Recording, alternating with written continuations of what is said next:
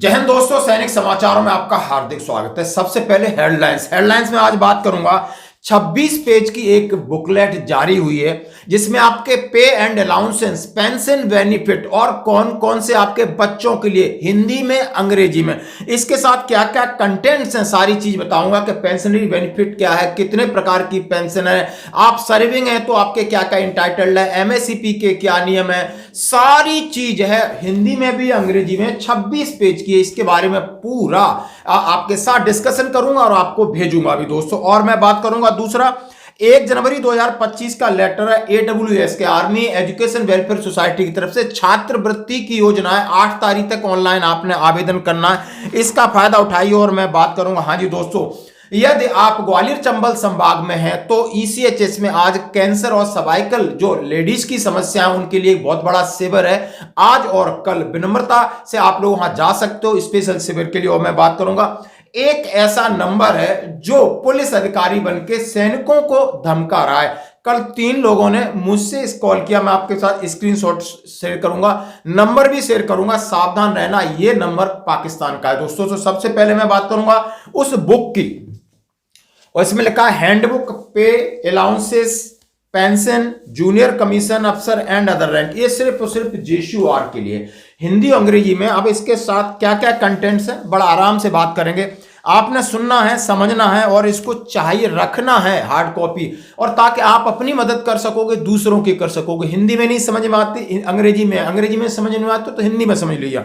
This booklet has endorse combined entitlement of JSUR along with relevant authorities so that benefit can be availed of the maximum। सीधा सीधा लिखा है कि ये JSU जवानों के लिए बुक है, चाहे सर्विंग है, रिटायर्ड है, ताकि अपने बेनिफिट के बारे में आप जान सकें और दूसरों की मदद कर सकें।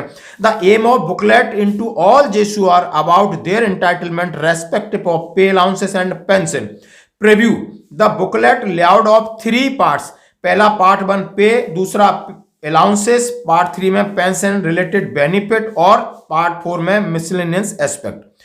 अब पे लेवल एंड मैट्रिक्स, पार्ट 1 में आपका सिपाही किस पे लेवल से लगा करके ऑनरी कैप्टन तक पे लेवल दिया है, और पे लेवल से ही आपको वेतन आयोग बनता है, उसके हिसाब से आपकी मिनिमम सैलरी फिक्स होती है। पे मैट्रिक्स बनता है, और जो कि JSU NCOR के लिए जो पे मैट्रिक्स दिया है कि सिपाही पे लेवल 1 में पे लेवल 3 से, और उसका जो ग्रेड रैंक है वो कब कब कितनी कितनी कंडीशंस है, क्या क्या होना चाहिए, आप देख सकते हो, ये पूरी टेबल है।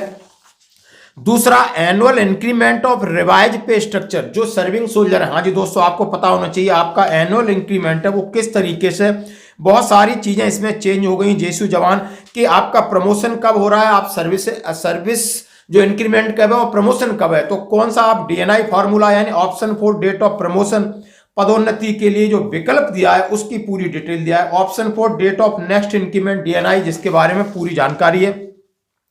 और इसके बाद मैं आपको बात कर रहा हूं MSCP के बारे में पूरी जानकारी। यदि आप सिपाही से भर्ती हुए हैं तो आपको कहां तक MSCP मिलेगी, डायरेक्ट हवलदार से हैं तो कहां तक मिलेगी, क्या क्या चीजें इसके लिए जरूरी हैं या नहीं है, जो कि कई प्रकार की पॉलिसी इसमें आती हैं, वो आप देख सकते हो। फिर समरी ऑफ अलाउंसेस का है। समरी ऑफ अलाउंसेस में सीधा सीधा गया है कि आप अलाउंसेस में आपको DA किस प्रकार मिलता है, लिस्ट ऑफ अलाउंसेस यानी ट्रांसपोर्ट अलाउंस, यानी आपको language award, language allowance, children education, hostel subsidy, road mileage allowance, daily allowance for tour, field area allowance, CI allowance, CI ops allowance, हाइटी एक्टिविटी, R&R यानी risk and hardship, para jump, tutorial, जितने भी allowances है, rum allowance, conveyance allowance, mileage allowance, tough area allowance, MSCP, MSP, higher qualification के लिए कौन कौन सा पैसा, गुड सर्विस पे क्या होती है, फ्यूनरल एक्सपेंसेस क्या होते हैं, एक्स्ट्रा वर्क अलाउंसेस क्या है, कंडीमेंट अलाउंस क्या है, क्लासिफिकेशन अलाउंस क्या है, सारे चीजें दिया है। Monetary allowance attach to gallantry, यानी आप परमवीर चक्र हैं, अशोक चक्र हैं तो क्या मिलेगा, राशन मनी किस प्रकार है, ट्रेनिंग, हार्ड एरिया, सारी चीजें दिया गया। और उसके बाद आता है पार्ट 3 पेंशन का। अब पेंशन में थोड़ा ध्यान से सुनना।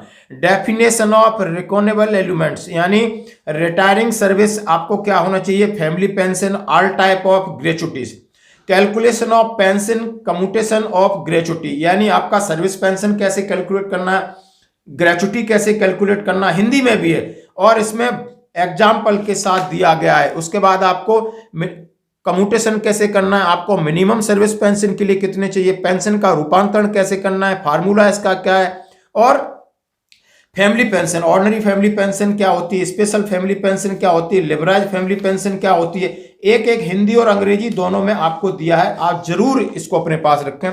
Category of the purpose of grant of family pension, category 1 और कैटेगरी 2 में क्या आता है, विधवा और उसके बच्चों को, कौन कौन से बच्चे हैं उनके लिए इंटाइटलमेंट है आपकी pension. Enhance rate of ordinary family pension क्या होती है, डिसेबिलिटी एंड वार इंजरी का अभी जो कॉन्सेप्ट है, रिटायर्ड आफ्टर 1 जनवरी 2006 के लिए डिसेबिलिटी पेंशन के क्या नियम थे, डिपेंडेंट पेंशन का क्या नियम है, और मिसलेंस एंड एस्पेक्ट आपको एलटीसी रूल्स क्या है, एलटीसी के बारे में पूरी जानकारी दी है।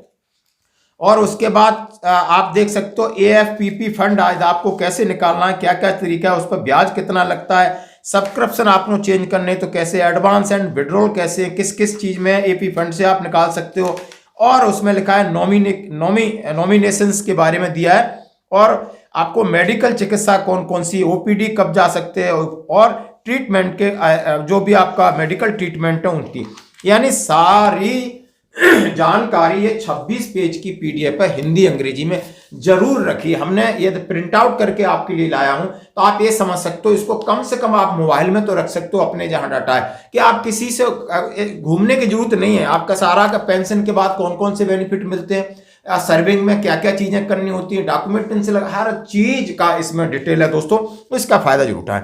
अब मैं बात करूंगा AWES army welfare education society है, और इन्होंने तीनों कमांडों के लिए एक चिट्ठी लिखी है 1 जनवरी 2025 की।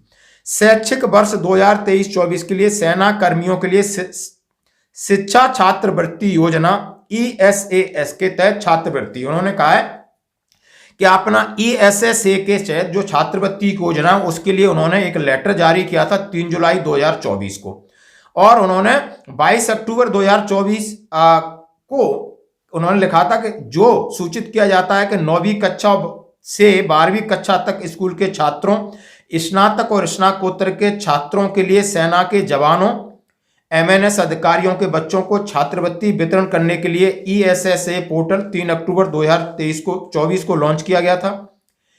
तब केवल 4302 आवेदन प्राप्त हुए थे। सभी प्रिंसिपल, निर्देशक, registrar, head of the department से अनुरोध है अभिभावकों को 8 जनवरी 2025 से पहले ऑनलाइन आवेदन भरने के लिए जागरूक करें। यह भी उल्लेख किया गया कि आवेदन की अंतिम तिथि 8 जनवरी 2025 से आगे नहीं बढ़ाई जाएगी।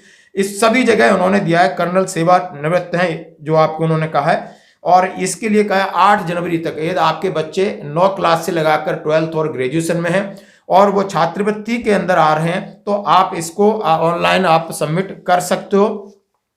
इनका टेलीफोन नंबर भी है 26152642 जो भी है, और इनका लेटर है, आप इनसे बात भी कर सकते हो और इसका दोस्तों फायदा उठाएं। अब मैं बात कह रहा हूं दोस्तों, ग्वालियर ECHS के अंदर एक बड़ा ऑर्गेनाइजेशन है जहां पर सभी महिलाओं को और जो भी है उनको सर्वाइकल की प्रॉब्लम्स है या कैंसर की प्रॉब्लम, उनके लिए फ्री मेडिकल चेकअप है, लेकिन शर्त यह है कि वो ECHS कार्ड होल्डर होनी चाहिए दोस्तों। इसका जरूर आप फायदा उठा सकते हो। दूसरा आज मैं बात कर रहा हूं, एक नंबर है 923266653934। सावधान, फौजियों को, ये पुलिस कह रहे हैं, फलाने इंस्पेक्टर बोल रहे हैं या मैं फलाना पुलिस अधिकारी हूं थाने से बोल रहा हूं, आप फौजी हैं क्या, ये सवाल पूछ रहे हैं तो आपने बचना होगा। 92 लगाए, इसका मतलब ये नंबर पाकिस्तान का है और वहां से कोई न कोई ISI एजेंट आप फौजी समझ के आपसे कोई न कोई इंफॉर्मेशन या कुछ चीजें रिकॉर्ड करेगी, तो ध्यान रखना होगा। यदि आपके फोन पर डिस्प्ले 92 नंबर से हो रहा है तो उसको बिल्कुल रिस्पॉन्ड ना करें, ना उठाएं, आप काट दें, ना कोई उनसे सवाल जवाब करें। ये नंबर मैं आपके लिए दे रहा हूं। अब मैं बात करूंगा दोस्तों पेंशन के लिए। हाँ जी दोस्तों, कई लोगों की पेंशन रुकी है और बहुत अच्छी बात है कि जैसे ही उन्होंने अपना लाइफ सर्टिफिकेट अपडेट कराया उनको पेंशन का मैसेज आया और इस महीने में उनकी पेंशन भी आ जाएगी। भले हमारी पेंशन 31 तारीख को आई, लेकिन कई लोग जो कि भूले भटके थे, उन्होंने पुराना PPO यूज किया या उनका सक्सेसफुल नहीं हुआ, वो नए किसी साइबर कैफे पे गए, कहीं ना कहीं उनसे गलती हुई है।